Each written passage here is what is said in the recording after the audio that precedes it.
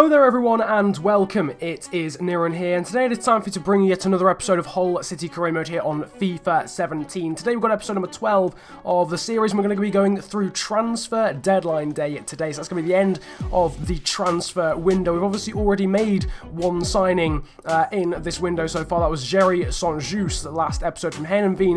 We'll be making some more signings hopefully today. I've got something very big up my sleeve and I'll be hoping to show you that in a little bit. But before we get into the video proper, as my mouth sort of spasms out a little bit, I just want to talk to you about a few things I've seen cropping up in the comments section. I'm planning to do a sort of like a press conference type thing where I can answer the questions that you guys want to ask. I can answer those questions, but for today I'm just going to go over a few quick points. A few people mentioning Marcus Henriksen. I'm going to try and bring him back at the start of Season 2. We don't have the money to do it now, but I'll make sure I do it for the start of Season 2 because he's signed for the club permanently in real life. A few people saying that I should be signing more English players. We're going to do that. We're going to get some more younger players. That'll probably at the start of Season 2 as well. Some more English young players. We're also going to start Youth Academy scouting as well. This episode we're going to get a scout and we're going to send them to the homegrown country, so Scotland, Northern Ireland and of course England. And finally, player of the episode will return this episode. It's just that it wasn't here last time because I was already asking you guys quite a few questions in the shape of polls about transfers. I didn't really want to overload you with questions, especially given we're in a transfer window at the moment, but that will return at the end of today's episode. Talking about polls, you guys made your stance relatively clear about Robertson.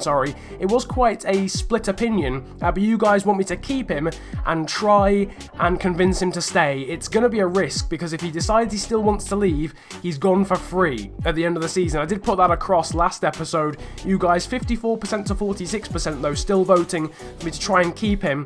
That's unfortunately something we're just going to have to work on and wait on and see whether he does decide to stay. One other thing though I asked you last episode was which goalkeeper you wanted me to sign. The choices were Johan Cardinal and Timon Valen. I had a few comments saying I should get someone like Donnarumma or Lafont. If you've been watching my channel for quite some time, obviously if you're new you won't know this, is absolutely fine, but I don't really like signing bait players, you know, players that everybody signs, like Lafont, Donnarumma, plus we used Lafont last season as well. I'd rather use players that haven't been used before, like Stefaniak, Valkvist, or Cardinal and Valen, people who aren't too popular, but are still very good, still got high potentials. These guys have both got 83 potential. They're still more than good enough to be, you know, to be successful in the BPL.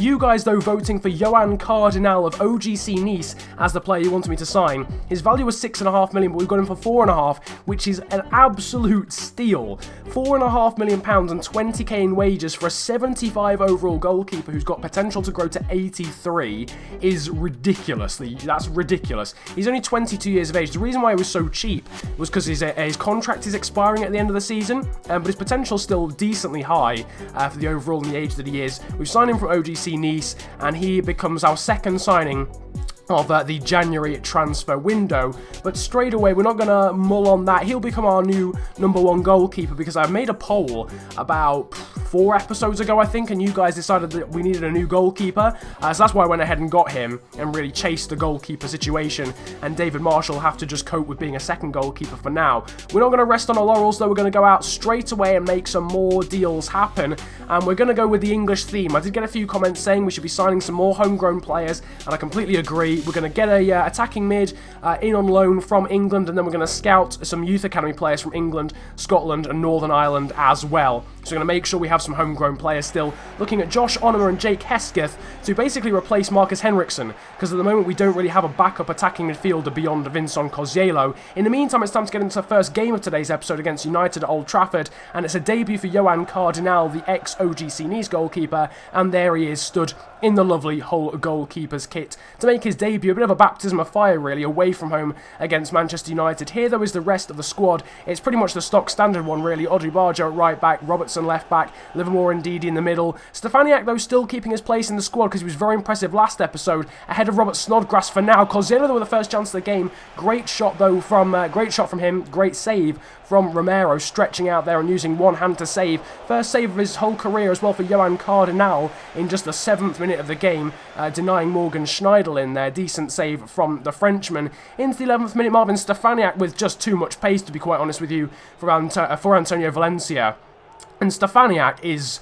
I mean, I really liked him at first, but now I'm starting to realise that actually he's something special. He's actually a special kid. Like, he's going to be brilliant. He is actually going to be fantastic. Earns the yellow card there for Valencia with some lovely footwork. Into the 13th minute, we're now going forward again. Lovely bit of skill from Abel Hernandez to make this chance happen, and then the shot to the second attempt from the Uruguayan, and is saved by Sergio Romero. Goalkeeper certainly on top at the moment in this game. A fair few chances, but the goalkeeper's very much on top, and again a good save from Johan Cardinal to deny Zlatan Ibrahimovic. Down the right-hand side, Antonio Valencia on the ball. He's had the ball taken off him, though, by Marvin Stefaniak. Great tracking back, and he's actually brought down the German. And Antonio Valencia could be in serious trouble after just 24 minutes of this game, and I think he knows what's coming. It's a second yellow card, and that means a red card for Antonio Valencia, the Ecuadorian, Colombian, I think he's Ecuadorian, isn't he? Antonio Valencia, and he has brought down Stefaniak again, who's earned a second yellow for Valencia in the game. Robertson, of all people, stealing the ball in the penalty area and getting the shot away. It was poor aiming from me, really, and the save from Romero. And all of this happening still in the first half an hour of the game as Vincent Coziello hits the post as well. Abel Hernandez putting the ball into the box. It was a lovely ball in. Coziello, he's so small, but his jumping's so good, and unfortunately he hits the post. We should have probably got a goal there. Meanwhile, United going forward, Morgan Schneiderlin with a foul, and the referee has brought out another red card. Manchester United are down to 9 men, and you're going to see this challenge here on Curtis Davis. I thought absolutely nothing of it at the time. It seems massively harsh. There you can see Jose Mourinho's thoughts on the matter. He is more than unhappy with that decision from the referee, and I think he's quite right to be. It's an absolutely awful decision to send off Morgan Schneiderlin, but it's not stopping United going forward and hitting the crossbar. Cardinal had no chance whatsoever. United, though, still holding on to this 0-0 draw at the Theatre of Dreams, despite being down to 9 men in this game, rather questionably, to be honest, on the second count. Into the 5th minute of the second half, and Leon Bailey's going forward down the right-hand side, trying to take advantage of United's sort of deficiency when it comes to players on the pitch, and he has done so and given us a 1-0 lead in this game. The backflip is brought out by the Jamaican again, and Leon Bailey has got the goal scoring up and running in this game. It's pretty poor defensively, actually, from Luke Shaw, who just doesn't really go with his man, and it is 1-0, and this is going to be a very tough task now for United to get back in the game, especially with the amount of pressing we're doing at the moment, very much high up the pitch. Look at that, really close pressing from Bailey there as well. Dali Blinder's now giving the ball away to Vincent Coziello. He's got the overlap here from Marvin Stefaniak, and Marvin Stefaniak scores to make it 2-0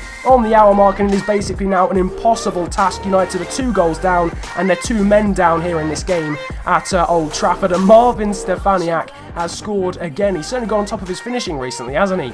He was missing chances left, right and centre when he first joined the club. He's now maybe adapted to the EPL and he's scoring for fun, and that is another one there in the 62nd minute. Stefaniak on the ball again, lovely ball over the top from Coziello, goes for the shot, trying to get a second in this game, but it's a good save from Sergio Romero. The last 20 minutes of the game were really end-to-end, but it's a shame I couldn't really show you because there weren't really any chances, but each team was almost not really concerned if they were actually going to concede. It was very strange. It's the most end-to-end counter-attacking football I've ever seen on FIFA, but neither team was creating any chances. They were just getting up the other end, like sprinting up the other end of the pitch, like 6 players going forward, and then they'd lose the ball, and then it would carry on forever. But it was a very fun end to the game, a very good game in the end, and it's a 2-0 win for ourselves. Most likely down to the fact that United went down to 9 men. How Schneiderlin got that red card is beyond me. Bailey was man of the match though in that game. Meantime, we are now moving back into some transfer activity. I said I had something up my sleeve, and this is it. This was suggested to me quite a few times.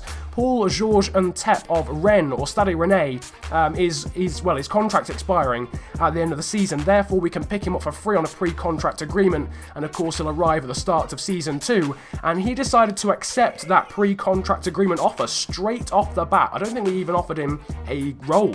I don't know if we even offered him a squad role. Nevertheless, that's some brilliant news, so we'll try and complete that a little bit later on. The loan offer as well for Jake Hesketh from Southampton was also accepted.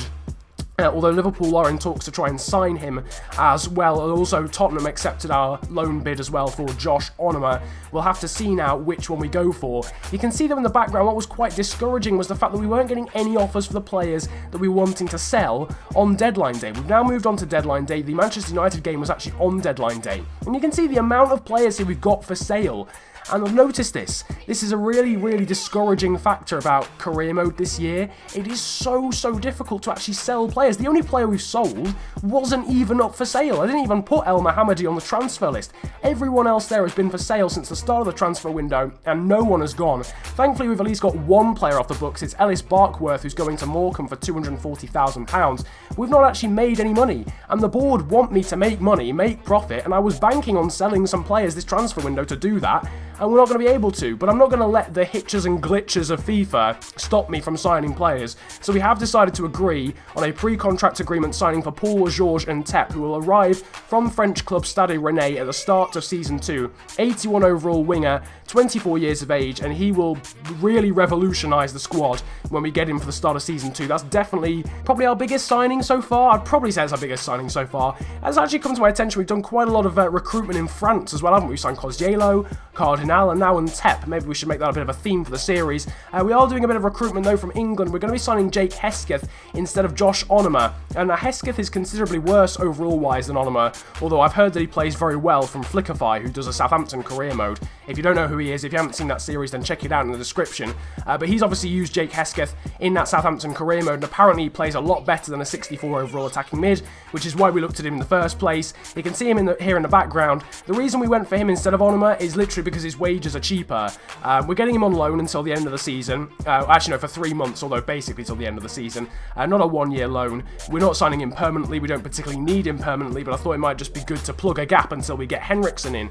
But yeah, basically going for him because his wages are cheaper, and the board have a fascination, obviously, you know, when it comes to Hull with saving money. I would have been able to do a much better job of that had players actually been sellable on this FIFA, but it seems that EA have made it basically impossible to sell players on FIFA 17 career mode, which is a massive shame. In the background though, we are doing something that I teased about earlier. It is setting up youth scouting for this series, and we're sending our new Finnish scout named Tapio Makinen to England to search for a playmaker. And the reason for that is the board, in terms of youth development criteria, want us to sign a midfielder to the youth academy, and I feel as if we're more likely to get a youth player that's a midfielder into the youth academy if we search for playmakers. So that's the reason we're going for that. And obviously we just want to do a bit of recruitment. We want to get some young English talent into the side, even if they are sort of made up youth academy players. It's always nice to have that dynamic in the series. Nevertheless, it is now time for our second game of today's episode, and it doesn't get much easier. We're playing Liverpool now at the KC Stadium in the EPL. Again, having played United earlier on, we're now going to play another difficult team, and it's a great save early on there from Johan Cardinal, really stretching out there in just like the second minute of the game. The shot coming in because one of our defenders was actually obstructed, who would have gone to block the ball. Really good save though from the Frenchman. In the meantime though, you could see in just the 5th minute of the game we have got an injury, and it is a disastrous one. It's another one for Abel Hernandez, the man who's already scored 19 goals in 12 episodes in this series so far. He's been brought down by Clavan. Don't particularly know how that wasn't a foul, to be honest with you. I'm not disappointed. I'm not angry that he's injured. I'm angry that it wasn't really a foul, although it is quite disappointing that he is injured once again. Liverpool, though, still going forward. Chance there for Milner, but a great save again for Cardinal. Milner, though, with a chance again, and this time he does convert wonderfully there with the volley on his right foot. Nothing really the Frenchman in between our sticks can do about that. The ball in there, I think, from, was it Devault or Daniel Sturridge? I'm not entirely sure. Someone's put it in, and James Milner has put it in the back of the net, and there's nothing really the goalkeeper could do. Wonderful volley there from the Englishman, and Liverpool going forward again with Kevin Stewart. Now Roberto Firmino is brought down there by Curtis Davis, and he's asking for a yellow card there, I think, realistically, with a challenge like that. Nowhere near the ball,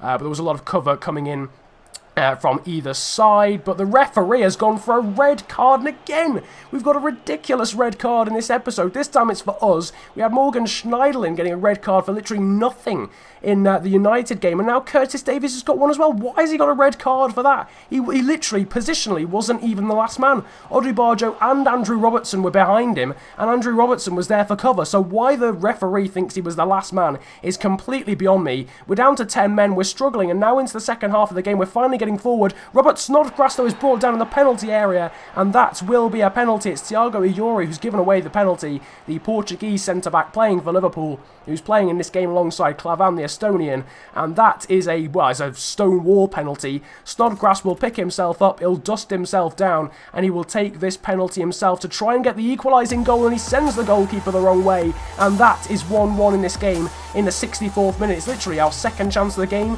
We had a chance earlier with Harold Preciado that you will have seen about probably a minute and a half ago in terms of this video. There was a decent chance with a good save from Mignolet, but nothing Mignolet could do about that one, and is a penalty goal for Robert Snodgrass. In the meantime, we've now got some confidence in this one in the shape of Marvin Stefaniak, who's just dodging past players, left, right and centre, wonderful dribbling, but the shot is blocked in the end, and this is what I'm talking about Stefaniak. I don't think I've had a player this young and this unknown who's had this much of an impact on a series. It's actually getting scary now. Daniel Sturridge, though, probably ought to have scored there in the 76th minute. Liverpool going forward again, and with a free kick there from Felipe Coutinho, but a great save from Cardinal, who's looking very solid so far since joining the club from Nice. That's some very decent saves in both the United and the Liverpool game now. Nevertheless, that is the end of the game. It's a decent draw, given we were down to 10 men in that one. And against the side as difficult to play as Liverpool. Robert Snodgrass got man of the match in the end with an 8.4 rating. Apart from that, the ratings were pretty unspectacular. Decent rating for Moses Odubajo, as always. I mean, the guy is solid. He's probably the most consistent player in the side is Odubajo. Fair play to the kid. He's a Hull original. I wasn't really expecting him to feature too much, but he is very, very solid at right back. It might take a little bit more time to get Linus Valkvist into the side than I was expecting, because Odubajo is just very solid. In the meantime, you can see some training. Onyinye Ndidi is now up to a 77 overall, so his ridiculous growth from the start of the season continues. Into the second lot of training here, and Marvin Stefaniak is now going up as well to a 73 overall, which will make him even better than he was before. Whether that's even possible, I'm not entirely sure. And we're now starting to train Johan Cardinal. In the background, you can see that Abel Hernandez is out for 4 weeks with a sprained ankle. I do believe that's the same injury that he had before, so thankfully it's not too long, but he will be out for a decent 3 or 4 games, which means another chance for Preciado to impress. You saw a moment ago there that our manager rating is 64, which is very low, but don't worry about it. It seems impossible to get sacked these days, although I'm trying not to speak too soon, but from my experience it seems very hard to get sacked, and at the end of the season we should get some funds which will hopefully go a long way towards passing those objectives. Obviously we look as if we're going to pass the domestic objectives with flying colours in the league, and also we should be able to do the youth development objectives, so that should bring our rating back up. Talking about how good we're doing in the league, we're top of the table, so the sliders are going more difficult next episode. That's definitely happening. I don't even need to ask you guys because it's ridiculous now. Legendary is just far too easy, so we'll make it even more difficult for ourselves. In the background is the Hall of Fame. Nothing has changed apart from now Abel Hernandez holds the most appearances record with 31. In the meantime though, I hope you've enjoyed this video, this episode of Hull Career. If you have, then make sure to drop a like, subscribe if you're new to the channel as well, and comment about enjoying the video if you enjoyed it that much. You can also check out Player of the Episode poll as well in the top right of the screen, and you can vote for the player that will play every single episode of the next episode. But for now, it has been a pleasure ranting at you guys today. Have a great day, enjoy yourselves, and goodbye.